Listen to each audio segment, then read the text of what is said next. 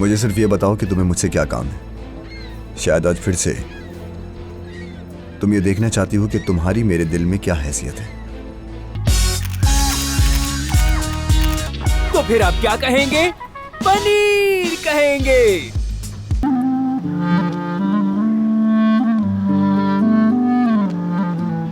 शर्म करो, तुम भी तो कल माँ बनने वाली हो ना।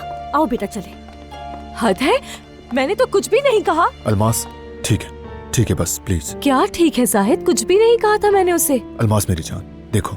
तो बताओ क्या तुम इस तरह मेरे लिए, फरहाद के लिए मर्द को बिल्कुल इसी तरह समझाते अली? बोलो ना, क्या तुम मेरे लिए भी इसी समझदारी के साथ स्टेप लेते? अपने भाई को याद करने का एतराफ करना तुम्हारे लिए इतना मुश्किल हो रहा है फातिह?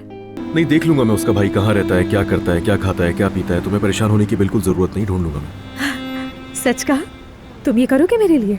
अब तुम नाज़ान की परवाह ना करो, कल उसकी अदालत में पेशी है। जाहिद ने तुम्हें क्या कहा? अब ये मामला खत्म हो जाएगा। मोहब्बत बदुआ बन गई